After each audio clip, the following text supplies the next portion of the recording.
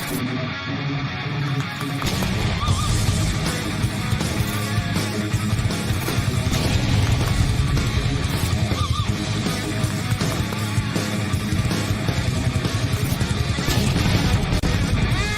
are the Hollywood Paranormal Detectives. Hello, everybody. It is Wednesday night. It is 8 o'clock. Are you feeling paranormal? Because I'm feeling paranormal. Welcome to HPD Live. We've been doing this for about half a year now, talking to your favorite paranormal investigators. Most of the time with me is Brian, but he will not be joining us tonight. But she's here. She's waiting. She's in the wings. It's Mandy Maisie. Hello. Mandy, how are you? I am great. How are you? You look like you have had a spiritual awakening over the weekend. The usual in Sedona, you know? You look very energy revived. Have you ever been to Sedona? I have not. You gotta Maybe that's why I look like this. You want to be rejuvenated, you need to go. We have a great guest that I'm so excited to talk to because I have been watching her investigate with so many people in so many locations for so long. I mean, it seems like you know people, and now we finally get to chat.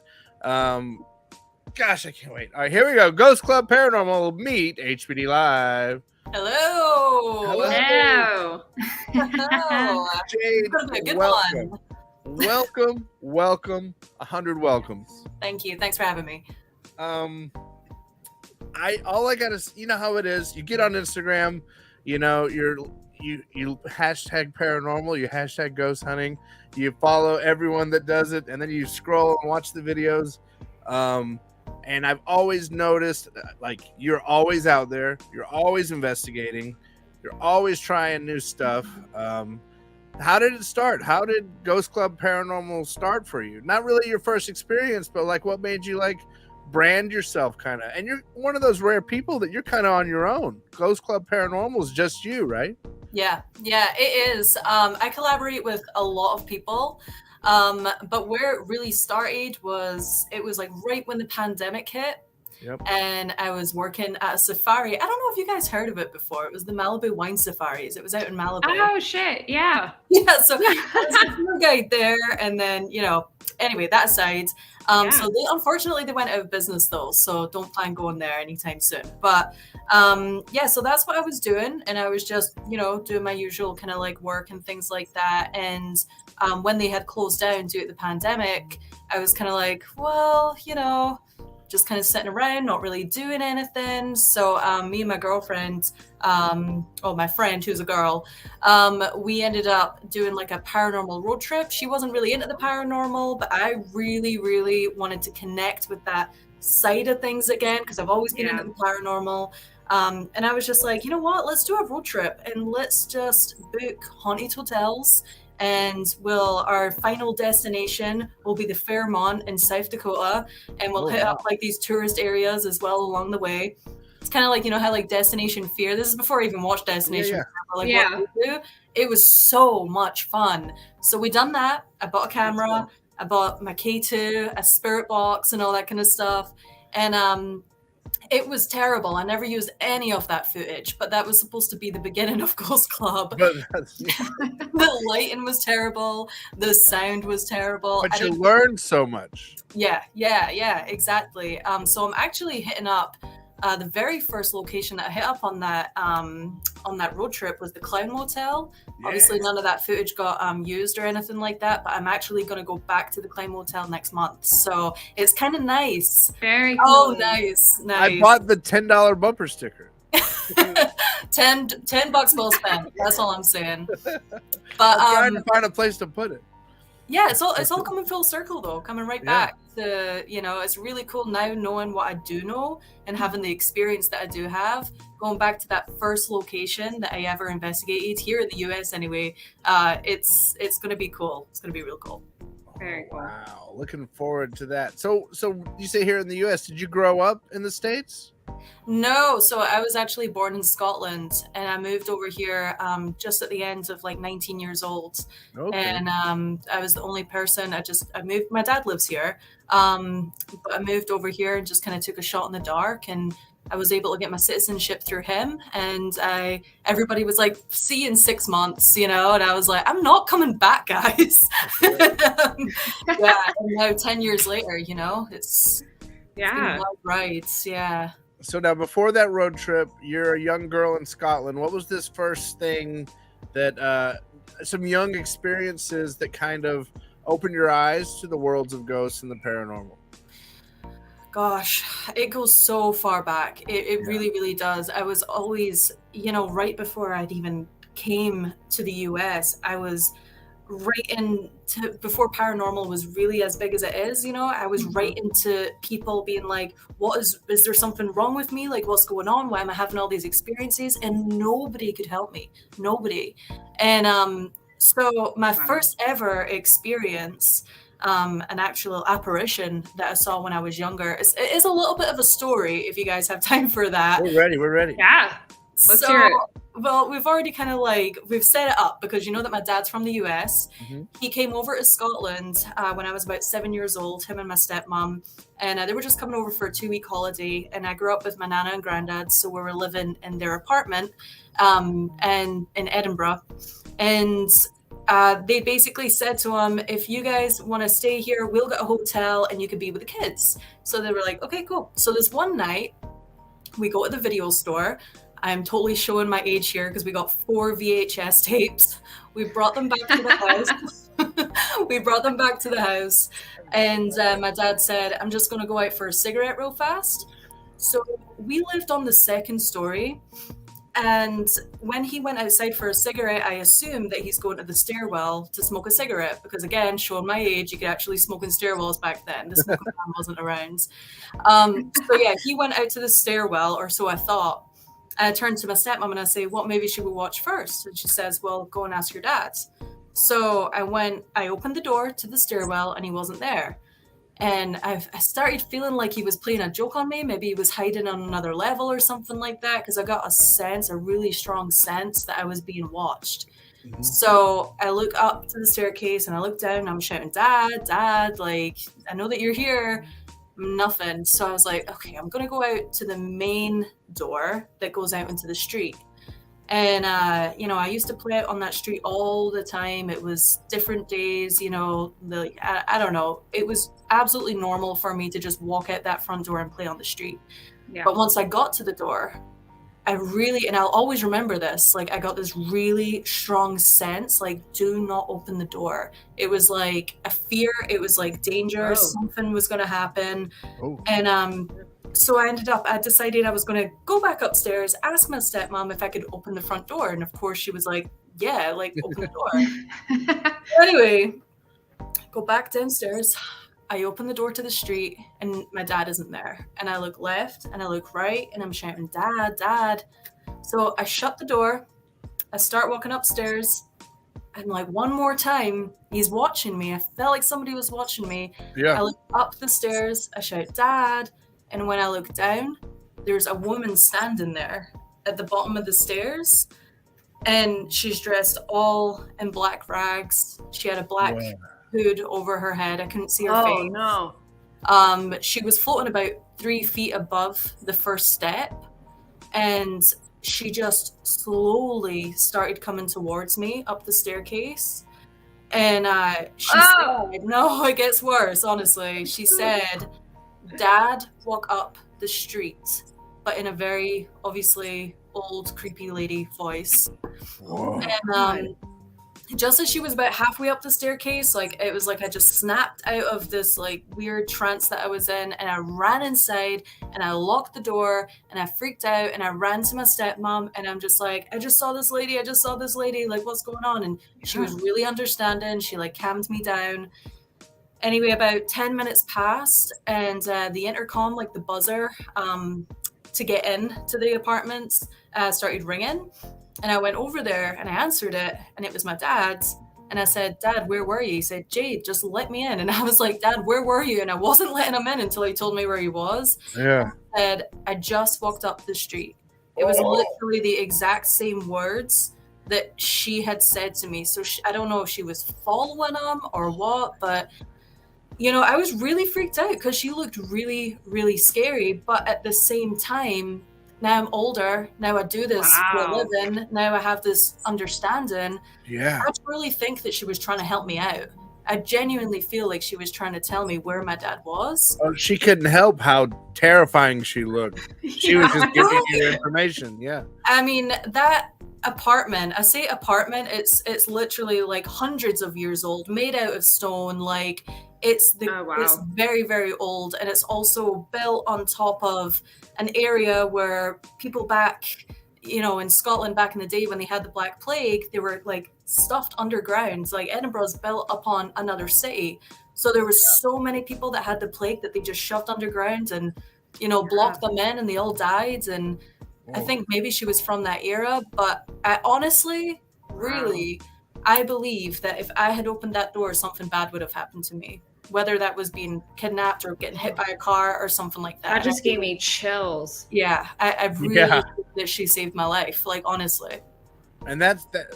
It was long enough visually for her to also communicate. That's an amazing. Wow. Yeah, and I do just want to add, that night we didn't watch any of the movies. That was when I first found out what a ghost was. And we literally just sat and told ghost stories the entire night. And I don't think that was the right thing to do, but that was like when I found out like what ghosts were, and it just fascinated me and that's the beginning of it. That's how this all began. That's just like kids though. Like you see something scary and then, that was terrible. I want to see it again. Like, Yeah. Well, I did not want to see her again. But I was so fascinated because there was other stuff that happened in that house as well. That the dream really one day is to go back and film a documentary and get in contact with the people that live in that house now and really try and make communication with her and see if I can get some more answers. Yeah. Oh my gosh. That's I insane. love the long visual experiences, and they're usual people's young experience are these longer visual interactions. Reminds me a lot of Steve Brote's. Remember Steve Brote's story, Mandy? Yeah, Where very visual. He woke up and the full shrouded lady just sat on the end of the bed and he just looked at her forever, and she looked right at him, and it was like this long visual experience. Have you ever had an experience that compares to that? I think the only thing, apparition wise, and again, it's kind of in my head, like it did happen, and I remember it so clearly, but at the same time, it's like, could it have been something else? Because now I'm like, the whole debunking side of things as well. But it was at the abandoned church house, and it was actually a Ghost Club episode. It was the first time that we went there. And my cameraman, he got scratched. He had to leave. So it was just me, Jazz, and Victor from Barrier Beyond. And we're in the basement, and I have the spirit portal going, and it says, the light. And just as it said the light, my night vision light went off, the IR light. So, and the second that went off, I turned around to look at them and say, my light just went off. And the second I'd done that, it looked like there was a woman standing right behind Jasmine, kind of in between Jasmine and Victor, but she was like dark black, like webbed hair, and she was just staring at me right in the eye, and it just felt like a warning. Ooh. And I freaked out. Like that was really, really intense. That church was so dark. It's not there anymore. It's been demolished, but that was a really dark location. I like that you have a detail, like the webbed of the hair. The few times I've seen things, they've been in these flashes and glimpses, but I get detail like the hair was curly and looked powdery. Like if I hit it, dust would have fallen off. But I have that detail from that moment. Yeah. Which I see the one you described in my mind in this flash. Oh my gosh. So you talk about that church. What are some of your favorite places you've been? You've been a lot of places. What are some of your, if you could say your top 3 locations that you were probably the most haunted, what's the most haunted place? Most haunted? Oh gosh, this is so. I've been out the game for so long because I've been in the UK for the past like 2 months. So I need to think back on them. But definitely the church house. The church house Yeah. for sure. That was a whole different energy. That was dark, and that was like a physical thing. And I saw an apparition as well. So Yeah. that was really, really intense. Another place I feel like had very intense energy, and even though I never saw an apparition, was probably, and it's still one of my favorite investigations, is the Garnet Hotel, and that one's out in Kansas, and it's actually available for people to investigate and stuff like that, but it's just not as well known.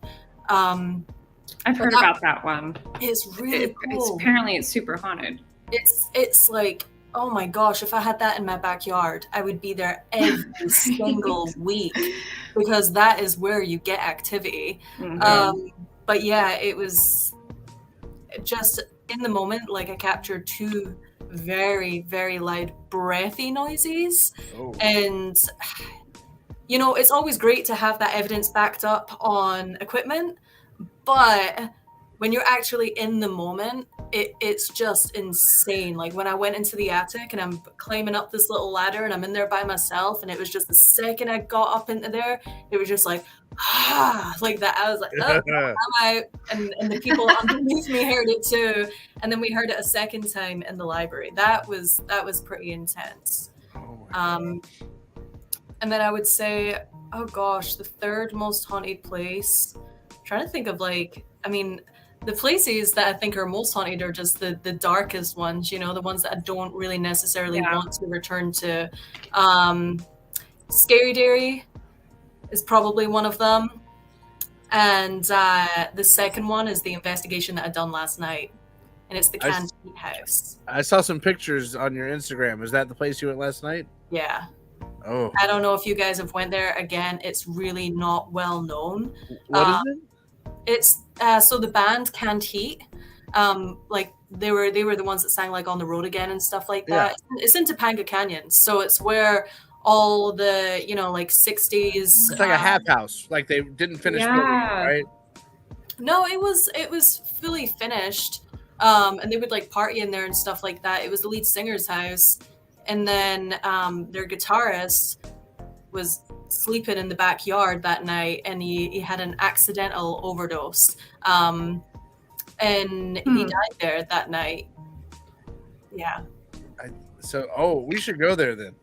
We went there, and let me tell you, that was I get nervous when I go to places like that, because I'm like, I really don't know if my heart can handle this. Like I really really, really intense, really, really spooky location for sure. Write that one down, Mandy. Do it. I'm on it. I'll take you guys. I swear. Yeah, let's do it. Well, Topanga Canyon itself, that whole area is just, it's got a different energy to it, you know? Yeah. 100%. So. Now you say the Scary Dairy. Tell me about your Scary Dairy experience. I know you went, I think, with Glowing Ghosts during the day. And then you went back at night, right? Yeah, so the first time that I went to Scary Dairy, and not many people know this, by the way, you guys probably don't even know this, but it was February 14th. It was Valentine's Day, February 14th. Nice. Last year, yeah. So 2021. And we went there during the day, and basically Scary Dairy, for those who don't know, is it's right next to like an abandoned insane asylum, but parts of that has been turned into a university, so that's like private.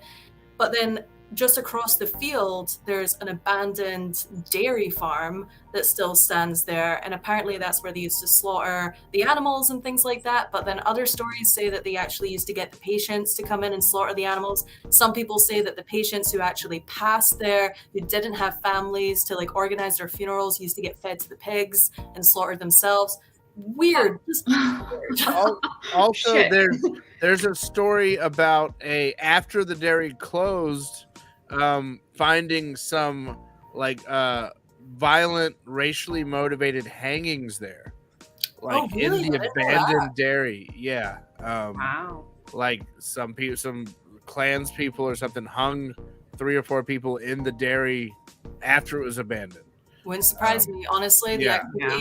The activity there is so off the charts. And there's the rumor that they would take people from the Camarillo State Mental Hospital that were beyond fixing, take them to the dairy, and they would do electroshock therapy on them and other different kind of experiments that they weren't allowed to do on site. So they would do at the dairy. That actually leads me to this next part, which is so crazy. So the next day, after visiting Scary Dairy, we were basically chased out of there. Things got thrown at us, and this was during the day. Yeah. I ended up going to the hospital, and I ended up dying. What? Yeah, literally the next day. And the way that they brought me back was through, like, you know, getting shocked back alive. Yeah. Wait, what And the fuck? when I made that connection, like later on, that is where they used to do shock therapy. Yeah. Oh my god. Like, this is why I'm. Whoa, hold on. Yeah. Oh my god. May I ask this? I've never asked anyone Yeah. this. How did you die? My heart was racing. My heart was You were so worked up. 235 beats per minute, I think it was, or 65. I'm not too sure. But when I got to the hospital, it just came on like this, and I was able to get to the hospital in time. But then, like, as they were pulling me in, yeah. It's so. Here's the thing: is a few months after that, I decided to go back. That's what Of we course, do. right? Yeah. Have And to. at night, and Yeah. so obviously we wanted to walk there because it is a bit of a walk. So we wanted to You get gotta there do a as the sun gate, was and then you going gotta park, and then you gotta walk. Like it's Yeah. It's a trek, honestly, yeah. but it's so worth it. yes. You know, if you want to die. You've already. Oh my god, you've proven it. Holy shit. But no, like, so as we're walking up to it, it's right there in front of us. I'm hanging back from the rest of the group. They're in front of me. They're trying to find a way in, and I'm just kind of doing like a little bit for the video and stuff by myself. And I swear, I turn around and up on the hill, pretty close, because when I did walk there, I did hear like a rustling. Yeah. And never saw anything. I'm doing my intro, and then I turn around, and there's a freaking mountain lion right there, and it's staring right at me, and I'm just like I don't know. I'm from Scotland. What do mountain lions eat people? Like, Yeah. what's happening? So I like start shouting to them, and I'm like, guys, mountain lion, and they're like, no, like, but by this time it had like scurried away. And I just like ran over to them. My heart was racing again. We're outside Scary Dairy again. And I just said, I can't investigate here. Like, I can't. And my friend had came all the way up from San Diego to do this investigation. I was just like, I'm so sorry. Like, that was a warning. 100% that was a warning. And I can't. Like, we ended up doing another investigation. It was fine. But it's, I don't know, man. That place is just something else. Wow. Oh my god. I've been during the day. Mandy, I have to take you. I don't know now. I'm just kidding. I was actually supposed to go back tomorrow, by the way, and but then I canceled that again. Maybe it's for the best, right? Like, Now, when I went to the Scary Dairy, I turned to my spirit box, and it goes, "Steven, leave." Like, and I'm like, okay. And then I turn it off, and there's chains that hang in the dairy. The chains started swinging and hitting the sides. And I go, okay, I'm not going to leave. And I turned it on, and it was like, get out. Like, and I was like, I'll get out if you tell me the name of the school. And it goes, Camarillo. And Oh, God. like, Camarillo, you can't miss that. That's intense, and those are definitely the responses that you get there. You know, there's nothing nice at that place. Nothing. well, I'm Emily. actually curious. Hi, now, Emily. How long were you technically dead for? And did you have an experience when that happened? Yeah. So I was dead for, I believe, 16 seconds. So it wasn't a Okay. crazy amount of time. That's a long time. That's longer than I've been dead. That's still, yeah. So that's, oh my god. The only way that I can describe it, and this is really dark, but it feels like you're at the very the very tip of a roller coaster, and you're looking down, and it's pitch dark, and you're like in a tunnel almost, just a black tunnel. You can't see anything, and it just feels like you just drop at the highest speed imaginable, and that's how it feels. And I was thinking about this the other day and going, I'm actually kind of worried why I was dropping down. Shouldn't I be going up? No. Yeah. I would say a lot of it is the feeling of things turning off. That's why it feels down. You're down. The gravity is setting in to where your blood is pumping. So wild. Now that makes me feel better. yes, you weren't going down. Did anything change for you afterwards about sense-wise, mentally, like from crossing over? Not many people have crossed over and come back. To be honest, I was a smoker for 13 years. I think the only thing that really got me from that was when I woke up, I just said, I'm never going to smoke again, and I haven't. And I've been trying to get off cigarettes for so long and nothing worked. But when I woke up, I was just like, no, I need to start taking better care of myself. I didn't really put Scary Dairy and that together, like the first few days until I started to get I just felt drained for a couple days. But then I really started to think back on it, and then I started putting two and two together. I was like, this is not happening. But I don't know. Maybe there is a connection there. Scary Dairy absolutely has a feeling. Mm-hmm. Well, can I just say I'm glad you're still with us and that you survived that. So, because that's terrifying. So yeah. Do you find the first building is more active or the back building? The back building, is that the one that kind of goes up first you get to the big dairy farm, the big steeple kind of one, and then the one further back has all the rooms and kind of that long trough. The one further back for sure. Okay. Yeah, the one further back, that was the one that it was. Honestly, if you watch that episode, you can see how stressed out I am. Even if a bird flies by, it's I'm just like, what was that? It's like, oh, it's a bird. There's just you don't catch a break at that location. You just don't. I've never been at night I don't really know. I guess we would park all the way at the school, since you can't park right by that gate. And then walk all the way in? No, I park on the main road right outside somebody's house. It's just park there and nothing's happened. Okay, there's all those signs right by the gate to go in, no parking, no parking, no parking. I'm always worried. We'll just do it. No, I'll need to drop you a pin or something like that and show you where I park. Okay, we'll do that. Mandy, Brian's never even been. I went by myself mid-pandemic, itching to investigate. By yourself? Yeah. That'd be cool. It was, my video is very short, but it is very, you can tell I'm not happy, and I'm very scared. Were you very Scary Dairy? I was very Scary Dairy. Well, it sounds like Joe, Entity 7 Paranormal, had a similar experience with having a heart attack in Virginia City. Oh. No. Not Virginia City. That's crazy. What is this? I quit smoking after 30 years because of COVID, so it takes an intense. Yeah.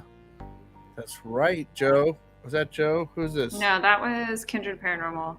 So I'm trying to keep up with all these and still chat. That's crazy. And can I'll tell you a real quick story as well that I've not said before, because it is still so new, but my nana did pass a couple months ago. And And she's back in Scotland. And, you know, the night of her passing, I went to bed and I kept on waking up because I was having these dreams that I was having the exact same feeling of when I died. Oh, no. And it was everything was black and I just kept on feeling like I was dropping. And just as I would get to the bottom, I would wake up and I'm like, oh my gosh, like what is happening? And it happened 3 times and I just couldn't get to sleep. And the first time it happened, I opened my eyes and there was a huge bright white light in the room and then it just disappeared. Oh, wow. And I woke my fiance up and because I was freaking out, I was like, did you see that? Did you see that? He's like, no, I was asleep. And I actually said to him, I think somebody just died. And oh my God. Yeah, and then I went back to sleep. And when I went back to sleep, I don't know if you guys heard that, but there was actually just I just heard it. Yeah. Hi, Nana. Oh but yeah, I went back to sleep and everything was dark and I heard my Nana's voice and she said to me, it's my lungs. She said, don't be too upset. It's not as bad as it looked. And when I woke up in the morning, I noticed I had a ton of missed calls from my family and stuff like that. And apparently she had died of ammonia and I never knew that there was anything wrong with her lungs. And wow. Yeah, so it was just that because I don't know now because in my head I know what death feels like. Yeah. So when I get a dream like that, the first thing I thought was somebody's just died. Wow. Yeah. Whoa. Yeah. That's incredible. Pretty crazy. Yeah. I had a similar I had someone die and then had a dream that night that I was at their house and I wasn't in their house at all. I was in another state, but I had a dream. They were young. It was an older relative and they were just telling me like, hey, come over here. And I went and sat on the bed and talked to them. And it was like I was saying goodbye in their house and it was daytime and it was bright. And then they were like, all right. And it was almost like we were the same age and he was, 100 years old. But yeah. And I had that dream very close to the day he died, and I've always remembered that dream very specifically. I think that there's definitely something within dreams and reality. Like honestly, dreams aren't just dreams. We don't just dream to dream. Sometimes you do, I guess, but there's a difference between like kind of like a premonition or a visitation and then just a dream. And I think what happened there was, a visitation. And even when that person hasn't passed yet, they can still, for some reason, I don't know how, but they can come and, talk to us in our dreams. It's bizarre. It's something that I really want to look into, but I've had so many premonition dreams that it's, I've had premonition dreams of when I was in the Thousand Oaks Mall shooting. I dreamt that entire thing. I woke up in the morning and I told my fiance I had this really weird dream. I was in a warehouse. There was a shooter. I was the only person with a phone in this warehouse and I was hiding and I called my fiance and I'm saying, you need to come pick me up. There's a shooting. And he said, and he was just like, where are you? I said, I don't know where I am. Well, literally that morning I woke up, I told him this premonition, because now I can actually tell the difference between a dream and a premonition. So when I have a premonition, I tell him right away. And I went to work and didn't even think that the warehouse was the mall, but that's what that would have represented. And there was a shooting that happened and I turn around and everybody's just running towards me screaming like, there's a shooting, he's got a gun. I run out the building. My friend who I worked with, like we grab each other, we run out. I just moved to the area, so I didn't know where I was. I ran to this shop across the road. We ran into the girls' bathroom, and I said, "Call your parents." And she says, "I don't have a phone." And then you were the only one. I was the only one with a phone. And I call Mike, and I'm like, "You need to pick us up. There's been a shooting." He said, "Where are you?" I was like, "I don't know. I don't know where I am. You need to just find me." Oh shit. It was literally down to the T. So I mean, are you almost scared to say the words because that's your premonition? You're scared to repeat what you've seen in your mind. Oh, like I'm speaking it into existence. Yeah. Gosh, no, I genuinely think that there's something there, and I think that everybody has it. By the way, this isn't just a me thing. Like I genuinely feel like everybody has the ability to there's another sense that, you know, not a lot of people know about, but I do think a lot of people have it. And has it been like this your whole life, or has it picked up recently for you? It's been like this my whole life, and I don't go as far as to call myself a psychic or a medium. Premonitions usually just come in dreams for me. But no, it happened my whole life. There's so many stories. I could get into so many stories, but basically during my teenage years, I was a little bit of an outcast. I didn't really want to listen to, you know, the paranormal side of things. I didn't really want to embrace that. So I completely suppressed that. Mm-hmm. And I wasn't happy. Like, I wasn't happy at all. And it wasn't until I'd opened myself back up to the paranormal, I was like, holy crap, this is like a huge weight is being lifted off my shoulders. And once you welcome that into your life, and if you get a sign or a premonition or a visitation or whatever that may be, like, embrace it. Like, it's if you have an experience, that's freaking awesome, and you should definitely run with it for sure. Mandy, what is your... Now, Mandy is, if I say anything wrong, Mandy, I'm sorry.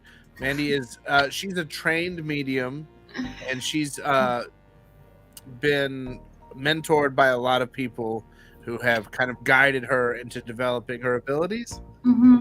Does all that sound right? Make sure I get it sure, right. Yeah. I'm sorry. What do you, in the medium world, what is your take on dreams? What do most mediums see dreams as? Oh gosh. I mean, I feel like if you ask, everybody's going to have a different answer for you, because perception is everything. I think that dreams can be both just your subconscious doing weird shit, but also I think that it's a time when the veil is so thin that you can have experiences of spirit. You can astral travel, you can have premonitions.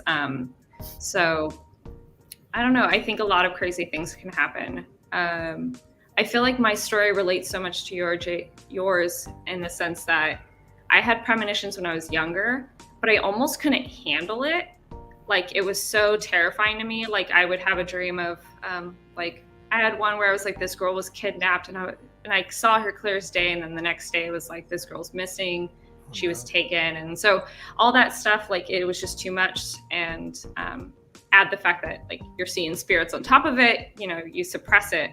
But it seems like that's a common thing. A lot of people who have these abilities, like for you, Jade, the veil is thin for you, whether you want to call yourself a psychic medium or not or anything. It's totally thin for you. Like, I can see it around you. So it's very common for us to shut down and suppress and then reopen it later on in life. But yeah, dreams are complicated. It's complicated, but I think anything's possible once you go to sleep. No, I have a book I just bought because I've had some crazy dreams, and I wanted to look up what they were. I bought a dream dictionary and a book on dreams. And the coolest thing it says is dreams are a time where your physical body is the least involved. Mm-hmm. So it's more mind and spirit than anything. Your body is shut off. And that's a time where there's so much mind and spirit controlling your consciousness. So you might be able to communicate with spirits or create, see linear things that are happening or that could happen. Or your brain is trying to tell your subconscious something through imagery, which is what the dream dictionaries, if you see a waterfall, that means, run. If that means move on or something, man, dreams are so crazy. Yeah. And on top of that, I like what you were saying about the psychic and the medium kind of side of things. And if anybody else is going through this, which I know that there are so many people that have experiences out there that aren't mediums or don't do investigations or, but to have an outlet, like with me, I didn't take the medium route. I took the paranormal investigation route, and it's such a good outlet. It really, really is. It helps me sleep at night, which is crazy. Once I do an investigation, I'm like, I feel like there's everything that was like, I'm not going to say attachments because it's not like I have a ton of attachments, but it just feels like there are things like trying to like poke at me and like And then I do the investigations, and sometimes I'm just like, I don't know if that's like attached to this location or if these are just all the people that have been following me for a while or what. Yeah. But I think that that's the reason why, Ghost Club and the YouTube channel works, is because the second I can go into a location, it's just like, okay, all right, let's turn it on. Okay, who wants to talk to me? Kind of thing like that. And I feel like that's why I get so much activity on the investigations. I don't think I get anything in my normal life, but lately, the last 10 investigations I've been on, I've had a very visual experience, at least every time. But I never see anything in normal life or anything like that. Sometimes it happens like that, though. Like, the more investigations that I was going on, like the very first beginning investigations that I went on, I wasn't getting anything. Anything. But it is, when you start doing it, it's almost like a muscle. You kind of like work it, and then you understand it, and then it's so much easier to just turn it on when you want to, and then turn it off when you want to. Yeah. That's probably what's happening with you. I think I drop my veil when I'm investigating. Yeah. Whether I know I do it or not. Yeah, and then when you come home, you leave the investigation, that's you subconsciously turning it off. Yeah, I'm very protective of my family and my real world, and I don't want anything to do with them. So 100%. everything stays in a separate house. Even all my equipment, nothing even goes in the front of the house. I've never even turned a device on in the house. Really? Yeah, I always Good for you. I've never turned a device on in this guest house.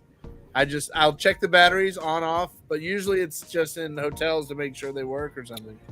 Well, I mean, just to play off what Jade said, whether you're consider yourself a psychic medium or just an empath or intuitive or just a normal person, I genuinely feel like, at least for me, I get anxiety if I don't allow myself the opportunity to go to a location and speak and do this kind of work. It's almost like a pent-up energy, if that makes any sense. That's just there. So having the outlet to be able to do this stuff as much as you can is so healthy, to just at least get that out and have that line of communication with spirit. 1,000%. And I'm sure after you do that as well, you think clearer, and you can go on with the rest of your life and do the things that the norm, I guess you could say. Yeah 100%. I feel that. So you talk about the Scary Dairy, the place that nearly killed you, and you've been back to Scotland. What are some places that you've never gotten to go to? What's your bucket list for locations? Bucket list locations. I have a few just now. I really want to go to the Nevada State Prison. That one is because it's pretty close as well, or somewhat, but I can get there with car. Definitely on the list. We just went, and Did you? It's insane. It is. I would say already I've probably been to around 60 locations in my life. I'm in my 40s. I would say it's the most haunted place I've ever been. Are you serious? Oh, that's amazing. That is amazing. That's really cool. And that's like, I feel like that's what I hear from like so many investigators who have investigated there. Like, this place always gives results. Like, you won't be disappointed, So like when you go to a place and they tell you, oh, well, by the end of the night, you're going to be getting get out and stuff. And then you're always like, that's what every place tells you, we literally got like 5 get outs in a row.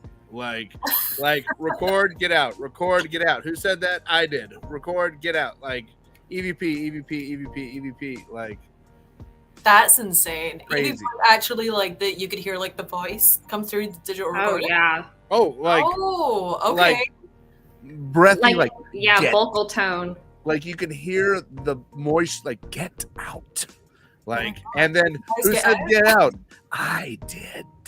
Like, man. Just so crazy. And I don't know if you saw, Omar Gosh just locked himself in by himself. No. I just saw a TikTok of his solo, just him, one camera, looks like no equipment. Man, that guy's brave. I know, I got scared. I tried to do a solo at the maximum security, and I unpacked and packed up and walked away. I felt very unwelcome. Yeah, he had people screaming in a cell, and he seems to be alone. Shout out to Omar Gosh for your bravery. Let us know when you're planning that. We really like Susan and Chris that run that place, and we'd love to go back. That'd be a great place to. Yeah, any chance to go back there. Yeah, 1,000%. I love collaborating with new people and stuff like that. We've not even done a collaboration yet. I'm excited to check that place out. I think another place on my bucket list, which is so random because it's not, you can't even investigate it, but this is the dream, is the Playboy Mansion. Yes. The Playboy Mansion is supposedly really That would be cool. Yeah, that's... What is it now? Is I it don't just know. closed? Because I know since Hef died, no one owns it. I know they're Right. not partying anymore, and to my knowledge, it's just sitting there empty. But I mean, I'm sure We his. should go find out.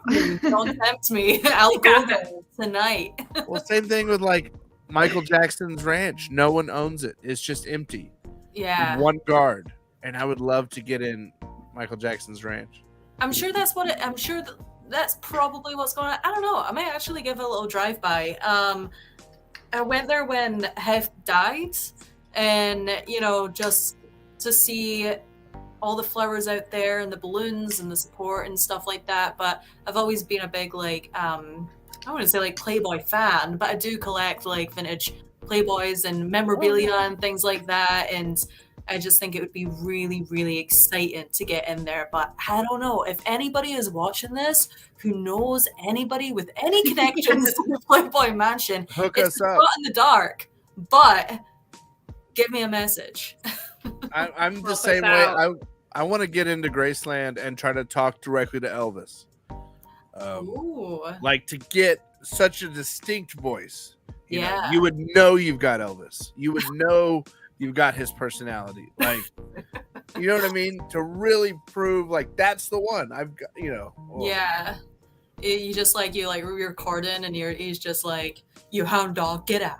What are you doing out here? Come on. That's Elvis. That Is was that now? Elvis. We got him. I love it. You have nowhere over the pond you'd want to go? Over the pond. You know what? There is a place in Scotland. It's called Bangor Hospital. It's a place that I used to go a lot when I lived in Scotland. I was the weird friend who got all of her friends in the car because I couldn't drive. So it's like, hey, let's get in your car. I'll pay for the gas. And then we would drive over there and we would sneak around and get into the buildings and stuff like that. It was a very kind of urban exploring kind of situation. Yeah. But that hospital is huge. It's huge. And I have some family ties to that hospital as well. And it's just the history of the place is beautiful. Apparently they're supposed to be tearing it down, I believe. Oh no. Yeah, I know. But I've never done an investigation there. I don't really think anybody's really done an investigation there. I've not seen anybody go there anyway for an investigation. That place is really intense. Yeah, it's like a mental hospital and stuff like that. It's pretty crazy. Oh. Well, a mental hospital, but most of these mental hospitals were just women back in the 40s. They sent Normal women to their husbands and they got locked up. So Or it was some simple things like a guy, he's arrested for being drunk in public, and they just send him to a mental hospital, throw him in a straitjacket, and drag him up for 10 years. crazy. That's my Something worst. that would happen. So many terrible stories. Now we've talked about the locations and we've talked some stories. Tell us some about your technique. You go to a new location. What's the first thing you do? What's your favorite equipment? And what's something you want to try? What's some different investigation styles you like?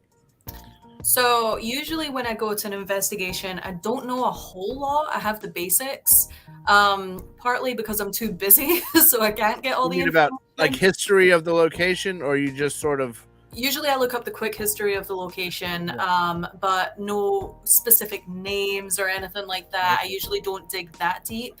into things. But when I show up, it's just pretty, as I say, I just introduce myself first. I feel like that's really, really important. I never used to do it. And I think since I started doing it, I was actually getting a lot more responses.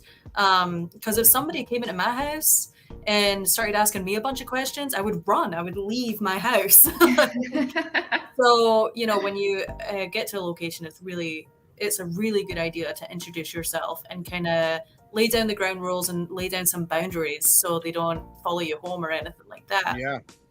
One of my favorite pieces of equipment to use is the REM pods. Where is my REM pod? You broke the antenna on the other day. I watched that. No. This is so sad. That's so sad. It's so sad. Destroyed.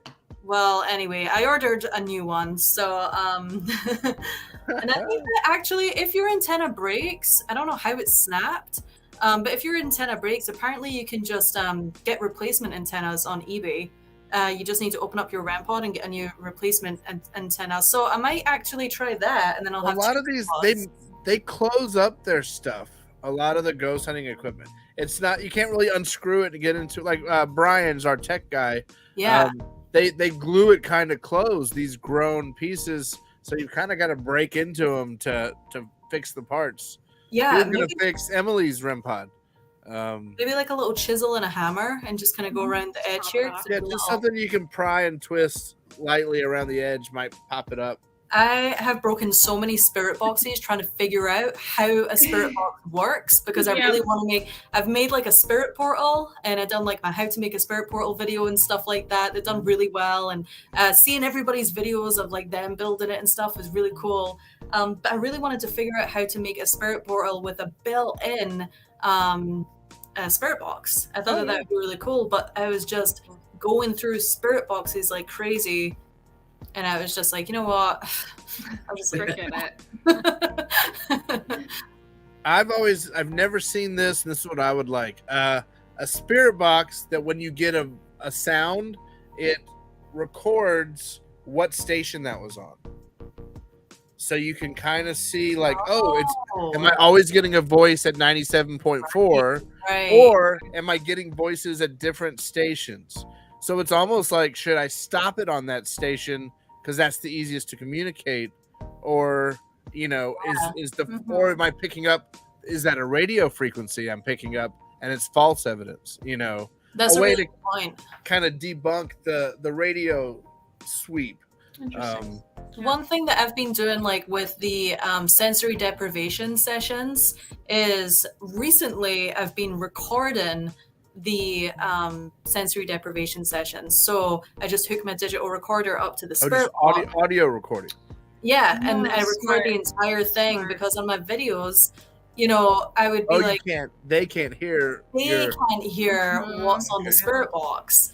And so, if somebody's, got the headphones on and they're saying, die, evil, that could just be somebody sitting there doing that to make things up. And that is not what we do on the channel. So when I started doing that, I was like, it was a game changer. Like really, it was really cool to listen. That's a really good idea.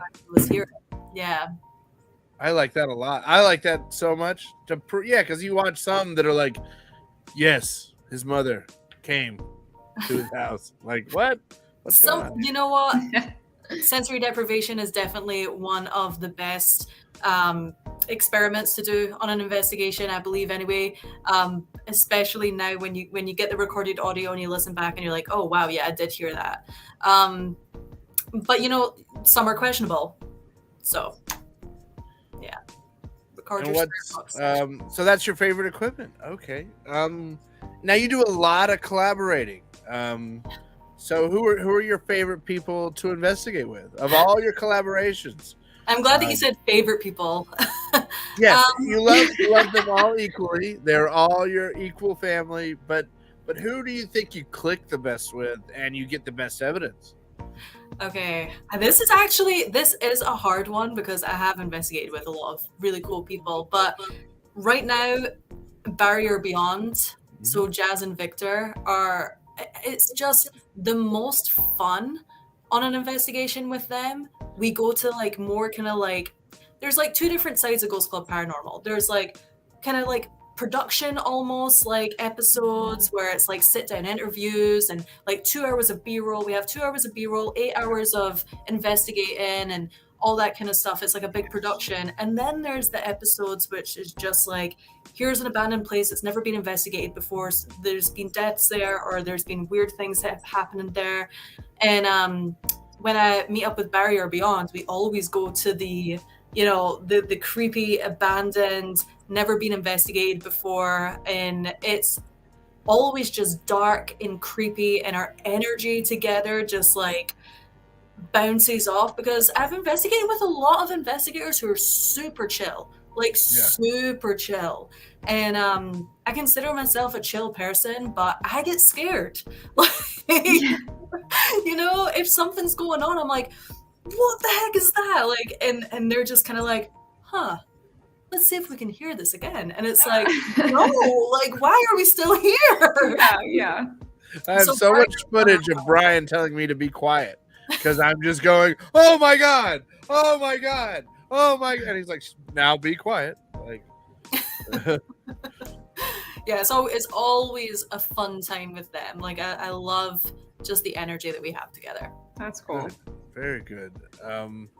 Now, how do you find these locations? You seem to have an ability that I've never seen in a person, to find so many locations in a place that I've dug through and can't find, and then you found 10 places. Like what is your technique for finding, just in Simi Valley, all the places you found? So I think Simi Valley is a little bit different, because I believe Simi Valley, to just be a haunted town in general, it really doesn't take much to find a haunted location in Simi. That's the reason why I'm moving there in a couple of weeks. I need to be close to this activity, and I need, you know, and gas is expensive, so well, house is expensive too, to be fair. But anyway, you know, it's a grind to try and find locations, especially in California. You know, once a building goes abandoned, knock it down, build a Starbucks. That's all Los Angeles is. And sometimes you do have to do a little bit of traveling and stuff. But it's you know, there's like urbex sites that sometimes post these locations. Okay. Whether the location is there when you show up, that's a different story. So you actually get out in the car and just check them out. Okay. Yeah, that's the only way. And sometimes, you know, like even yesterday's investigation, we get there and the bridge is gone. Or like, I'm like, oh, sorry guys, this had a bridge. When I looked at it on Google Maps, they really need to update their What did you do? Did you have to make a rope swing? No, we had to climb down a lot of rocks, and let me tell you, I am not physically ready for that, especially in the summertime here. Oh yeah, it was not cute.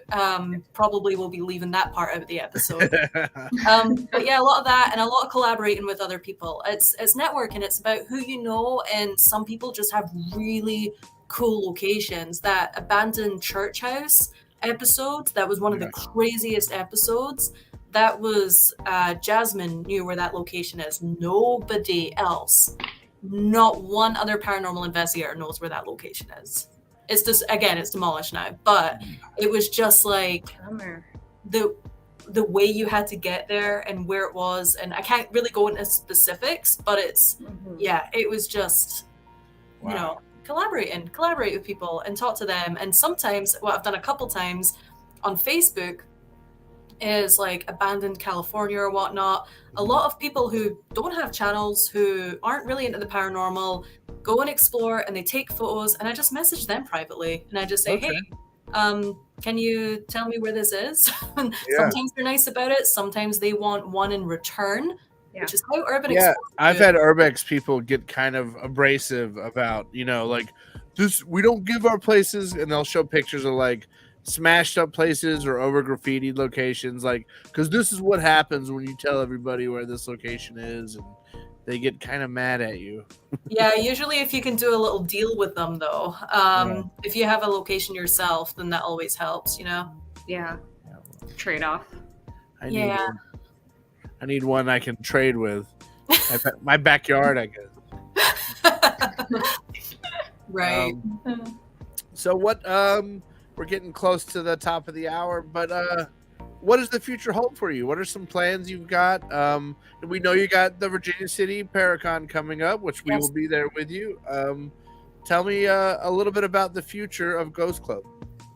Future of Ghost Club, I'm bringing it so back to basics. I've just done a ton of rebranding. I have a bunch of new merch out. I have a lot going on today. I just got a sponsorship as well, so that's really nice. Like, because I've been out of the game for like a couple months just due to Bananas passing. So I've been in the UK.